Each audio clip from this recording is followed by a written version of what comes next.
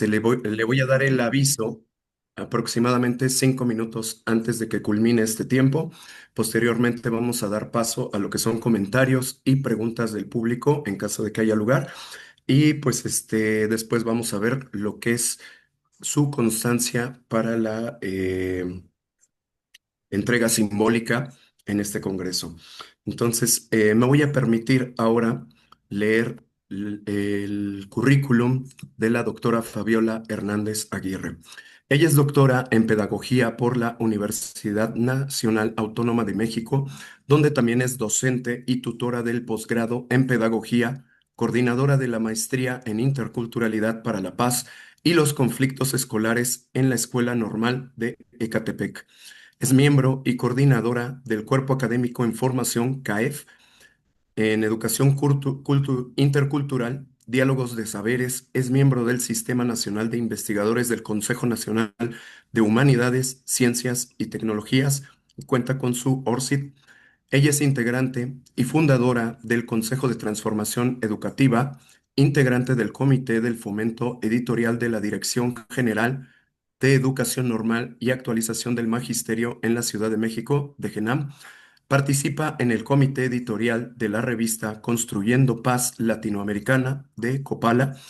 Es integrante de la Red de Investigación Educativa Digital Postcolonial y Humanista, RIEDIP, y de la Red de Posgrados en Educación Superior Intercultural en Ciudades, POEDIC. Cuenta con diversas publicaciones en torno a la formación docente, formación para la investigación, filosofía de la educación, epistemologías y también en estética de la formación. Actualmente aborda la línea de investigación interculturalidad, conflictos y paz en contextos educativos diversos. Es un honor tenerla aquí, doctora Hernández. Puede iniciar a partir de este momento con su ponencia. Adelante. Pues muchas gracias. Pues primero agradecer el espacio de la escucha. Y bueno, es un honor participar después del doctor Sandoval porque muchos de los planteamientos están centrados precisamente en los planteamientos que nos acaba de compartir. El título del trabajo que hoy comparto es de las violencias cotidianas a las paces posibles. Y en ese sentido es que inicio planteando cuál es la ruta, cuál es el viaje al que invito en esta charla. Primero es una reflexión en torno al sentido y la importancia de lo cotidiano en esta necesidad de repensarnos desde las violencias y desde las paces. Esto cotidiano enmarcado en el territorio que habitamos para posteriormente problematizar de qué paz estamos hablando. De qué paz nos estamos colocando como posibilidad para hacer y construir mundos otros. Posteriormente, una vez que me coloco en qué paz, de qué paz estamos situados, poder centrar la discusión en la necesidad de articular la paz y el cuidado como conciencia relacional para finalmente aterrizar en una propuesta de paces posibles, particularmente en la escuela como territorio situado y como posibilidad de construcción de otras formas de ser y de vivir. Bien, inicio entonces refiriendo precisamente a lo que vamos a la trascendencia que tiene la vida cotidiana, que de hecho es uno de los ejes de este encuentro, de este congreso. Y bueno, recupero la perspectiva de Agnes Heller cuando ella nos dice que la vida cotidiana es la vida del hombre entero. Todos sus aspectos, todas sus cualidades humanas están presentes en ella. Su trabajo, su descanso, sus costumbres, su pensamiento, sus sentimientos, sus deseos en la vida cotidiana se expresa la totalidad del ser social. En este sentido, es que la importancia de la vida cotidiana nos refiere a que el ser situado, el ser cuerpo, se construye dentro de la vida cotidiana. De ahí la importancia Doctora de que Fabiola, sí, perdón. disculpe que le interrumpa. Es que tiene alguien su micrófono abierto. Por favor, lo pudieran cerrar para que pueda desarrollar correctamente su ponencia la doctora Fabiola. Muchas gracias. Disculpe la interrupción, doctora. Adelante. No, no se preocupe. Bien. Entonces, señalaba yo la importancia de la vida cotidiana en esta conformación de lo que es el ser situado, el ser cuerpo, que muchas veces olvidamos en esta problematización de lo que somos como seres sociales. En este sentido, es que la vida cotidiana se constituye en un eje central, perdón, pero ya se atoró la presentación, permítanme un segundo.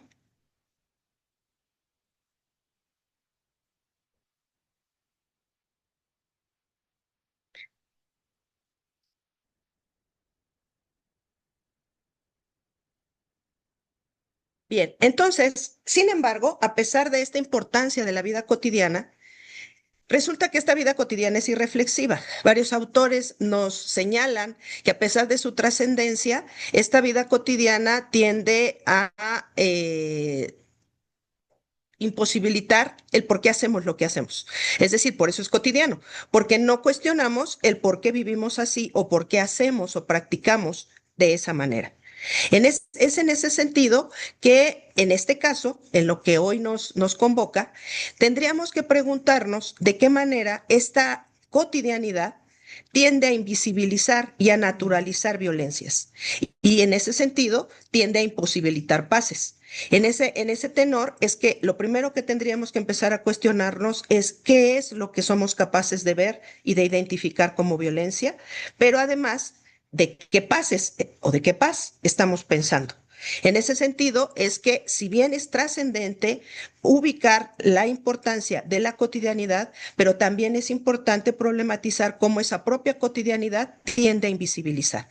Y es en ese sentido que desde el día de ayer se ha estado mencionando cómo de pronto cuando pensamos en violencia o la centramos en la ausencia de guerra, en la ausencia de violencia directa, pues efectivamente pareciera ser que la realidad nos da la razón al centrarla solamente en esta violencia directa, especialmente si estamos viviendo en un contexto como el que actualmente vivimos, por ejemplo, en el Estado de México. Algunos datos rápidamente, donde, por ejemplo, el 41.5% de las mujeres señalan que a lo largo de su vida han vivido violencia y el 11.3% señala que en los últimos 12 meses han vivido violencia física.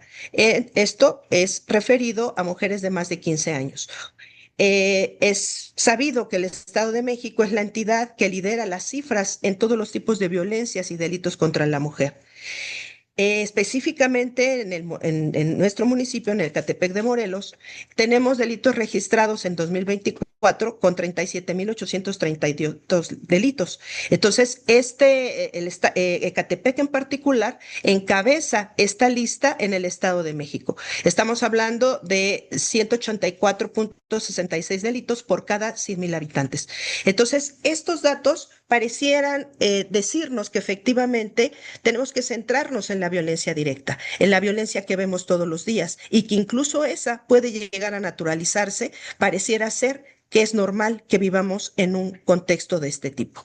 Sin embargo, tenemos que pensar que no solamente existe la violencia directa y cómo las violencias directa, cultural, estructural y simbólica, cómo estas violencias regularmente están articuladas, regularmente se viven y se generan al mismo tiempo y una posibilita otra. Por ejemplo, la violencia simbólica, cómo posibilita por ejemplo, el acoso escolar del que ayer nos hablaban, cómo la violencia simbólica naturaliza formas de ser, formas deseadas de ser estudiante y nos habla de procesos de subjetivación, es decir, de procesos de construcción del sujeto que se naturalizan y que de alguna manera generan automáticamente al excluido, generan automáticamente al otro. Cómo entonces la violencia simbólica, la violencia cultural, posibilita y le da posibilidad, le da apertura a la violencia directa, pero como también la violencia directa está directamente vinculada a condiciones estructurales institucionalizadas que pues reproducen dichas violencias. Violencias que muchas veces no nos damos cuenta que lo son. Por ejemplo, lo que ayer nos planteaban como el deseo por el consumo, el desear, el consumir, cómo se convierte también en una violencia. Es una violencia en la que vivimos y ha sido naturalizada. Y como esa violencia a su vez tiene que ver pues precisamente con esta articulación entre las diferentes violencias. Esta mirada de la complejidad de lo que implica la violencia es importante para poder no solamente mirarnos, no solamente problematizar, sino evidentemente poder construir alternativas. Específicamente entonces, hablando de estas violencias, podemos hablar cómo la discriminación, el adultocentrismo, la imposición monocultural, la inseguridad, los feminicidios son parte de esta condición relacional de la violencia. ¿Y cómo estamos hablando? Si estamos hablando de procesos de subjetivación, estamos hablando entonces la necesidad de construir formas otras de subjetivación, formas otras en las cuales el sujeto se conforma o los sujetos nos conformamos para poder construir mundos otros. En ese sentido, particularmente si hablamos de la escuela, estas condiciones sociales que se reproducen a nivel estructural, que se reproducen a nivel cultural, se reproducen también en la escuela y se naturalizan. Por ejemplo, el adultocentrismo es un elemento violento, es una forma de violenta, perdón, que se institucionaliza, se legitima y se vive de manera naturalizada. Entonces, los únicos que saben qué hacer, qué se debe de aprender, cómo se debe de aprender, somos los adultos. Hay una total invisibilización y negación de los saberes, de las historias, de los cuerpos de niños, niñas y jóvenes. En ese sentido, es que este tipo de violencias es importante visibilizarlas, es importante problematizarlas para poder empezar a construir formas otras de relación. Al respecto, entonces, cuando hablamos de la escuela, en estas relaciones que se dan en la educación formal, particularmente los docentes somos partícipes de la reproducción de estas violencias.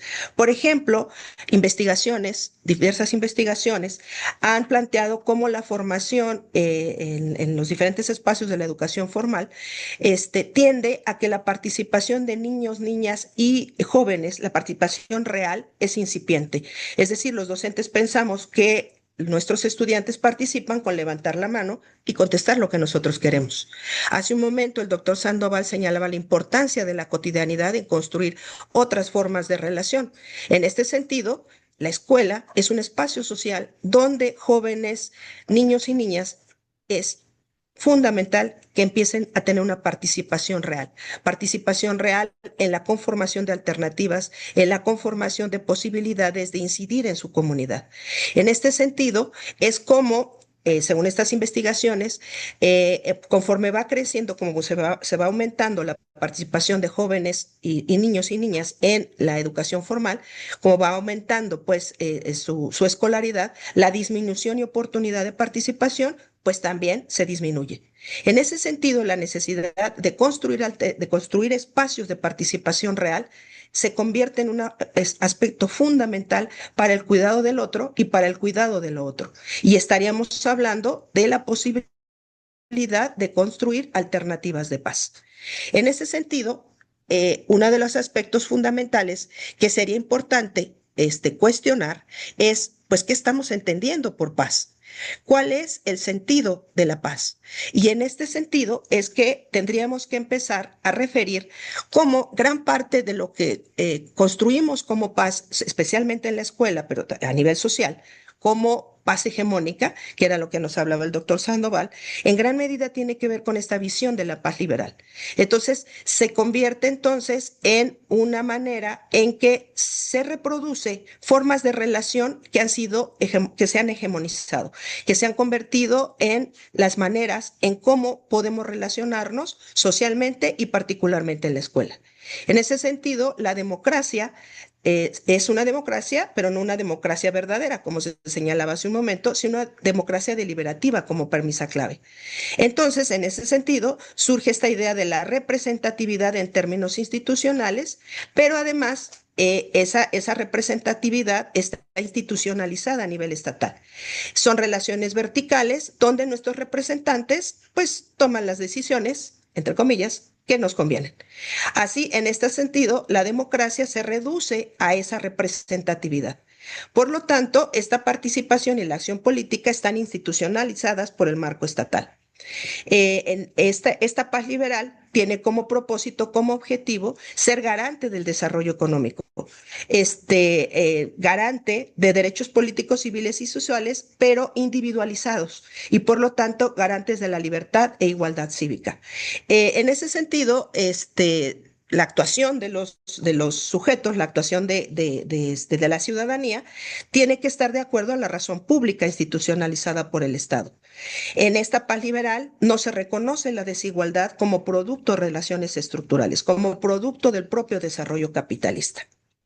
Esta es la paz liberal que sitúa nuestra relación política y que ha sido hegemónica. Esta paz liberal se traduce en la escuela en una formación ciudadana adscrita precisamente a esta versión liberal, donde el sentido de comunidad, tanto local, nacional, global, está dado desde el referente de lo dado, de la adaptación y el respeto por las instituciones.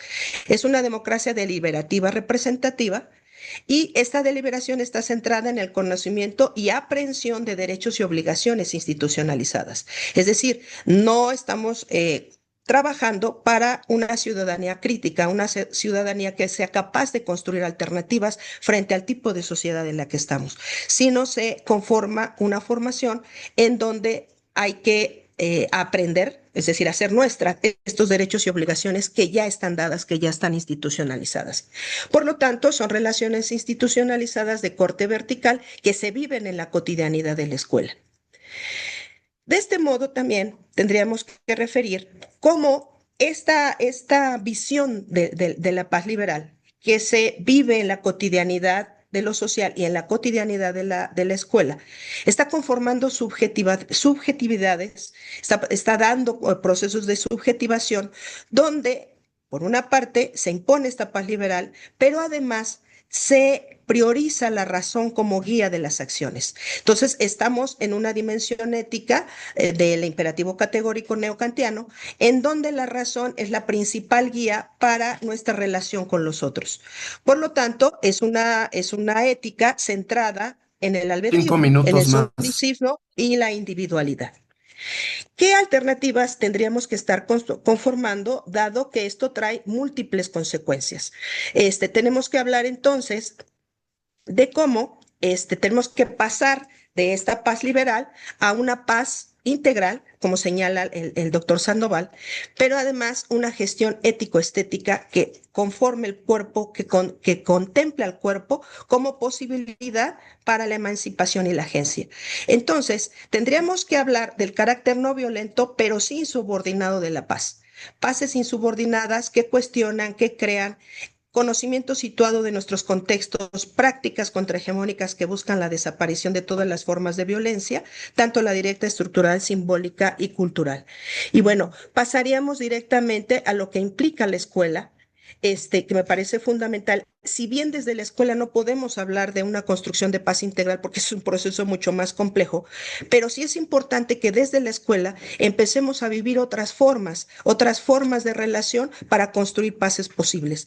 En ese sentido es necesario un trabajo continuo y sistemático, a través del cual los contenidos curriculares se conviertan en proyectos que convoquen desde los cuerpos de todos y todas, desde su necesidad de conocer y ser. Pero proyectos no que vayan de la comunidad de la escuela, sino también de la escuela a la comunidad.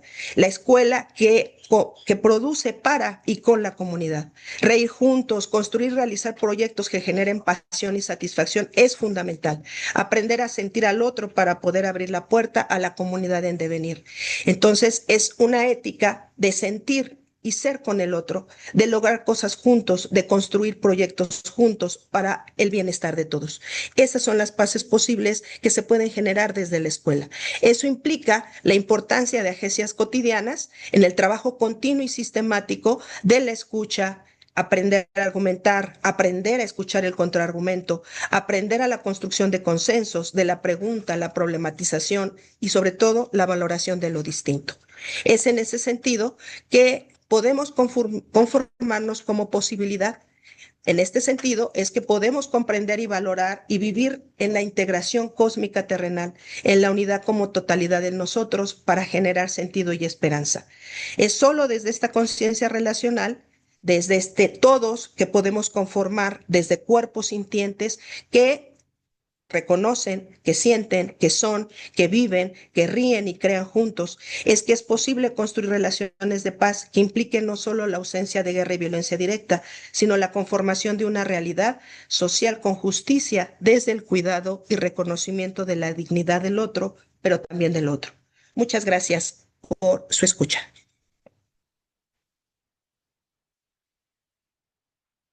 Muchísimas gracias por sus aportaciones, doctora Fabiola.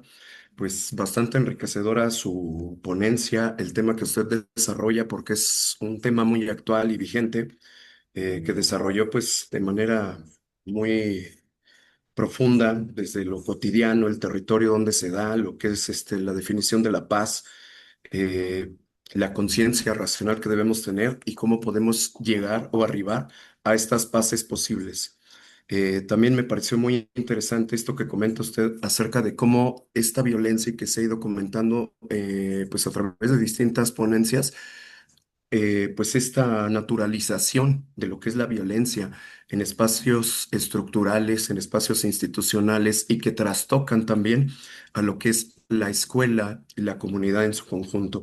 Entonces, me parece muy relevante esto que comenta, ¿no? Que no solamente la ausencia de guerra, ¿no? Sino que va mucho más allá, es una cuestión incluso que se puede llegar a dar a nivel cultural.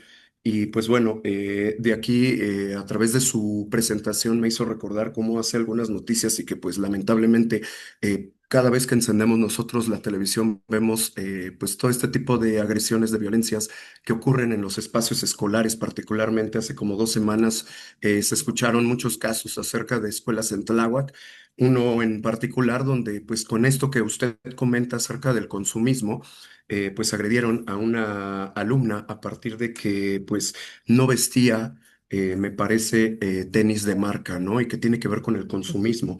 Y pues bueno, aquí me genera algunas reflexiones, le mandan felicitaciones aquí en el chat por su ponencia y los aportes que tiene. ¿Cómo Gracias. podemos los docentes, porque bien lo comentó al final de su ponencia, esta parte de los proyectos, cómo podemos los docentes contribuir de una manera, digamos, más holística a una construcción de cultura de paz? Señalaba yo la importancia de la participación real de niños, niñas, jóvenes.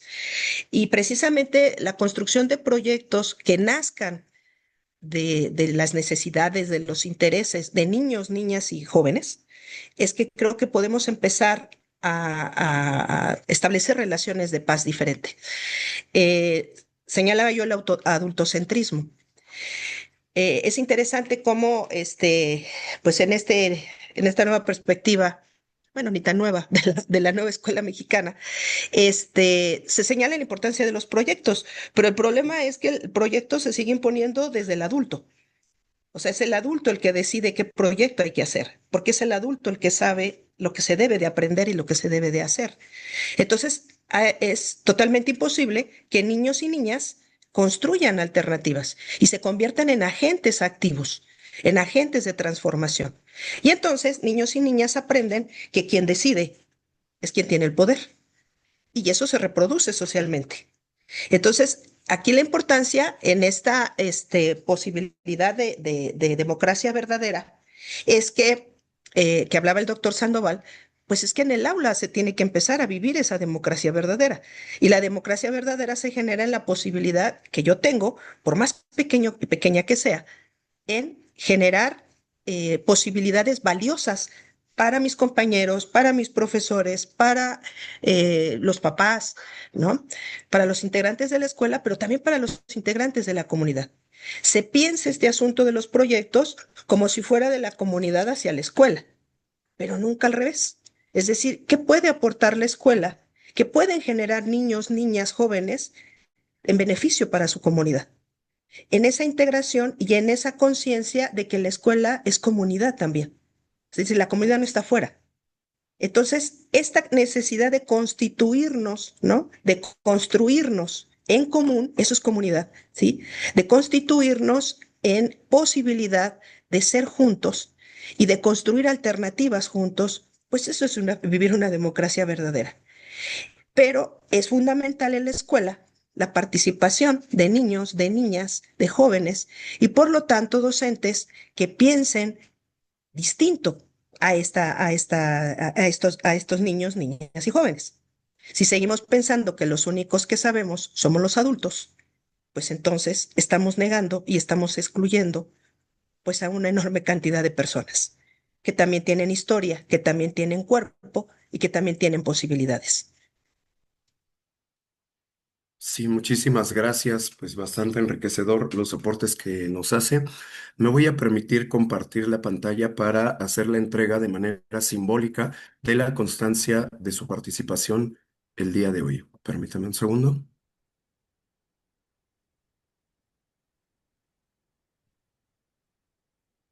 Bien, voy a dar lectura a la constancia. La Universidad Pedagógica Nacional, Unidad 153 Ecatepec y la Red Internacional de Investigación Educativa, Digital, Postcolonial y Humanista otorgan la presente constancia a la doctora Fabiola Hernández Aguirre por su participación como ponente en la conferencia de las violencias cotidianas a las paces posibles, realizada virtualmente en el Congreso Internacional Violencia Cotidiana y Cultura de Paz. Muchísimas gracias por sus aportes, doctora Fabiola, y una grata felicitación. ¿Vale? Gracias. Muchas gracias. Bueno, y ahora, para continuar con el programa, vamos a dar paso